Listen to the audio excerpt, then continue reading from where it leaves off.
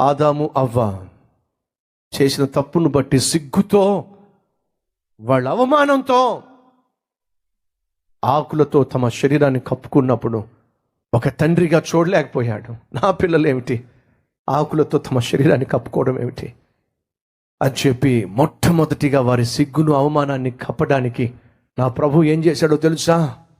బైబిల్లో మనం చూస్తున్న వారికి చర్మపు చొక్కాలు కుట్టించాడండి. బైబిల్లో మొట్టమొదటి టైలర్ ఎవరో తెలుసా అండి? సాక్షాత్తు దేవుడే మొట్టమొదటి టైలర్. చర్మపు వస్త్రాలు వారి సిగ్గును కప్పెను కదా. చర్మపు వస్త్రాలు వారి సిగ్గును కప్పాలి అంటే చర్మం కావాలి కదా. చర్మము కావాలి అంటే ఒక జంతువు బలి కావాల్సిందేగా. ఆనాడే దేవుడు నిర్ణయం తీసుకున్నాడు. వీరు చేసిన పాపం వల్ల సిగ్గుతో అవమానంతో తలదించుకున్నారు. ఈ సిగ్గును కప్పాలంటే వీరికి చర్మపు చొక్కాలు కావాలి, చర్మపు వస్త్రాలు కావాలి. చర్మపు వస్త్రాలు కావాలంటే ఒక జీవి బలి కావాలి, రక్తం చిందించాలి.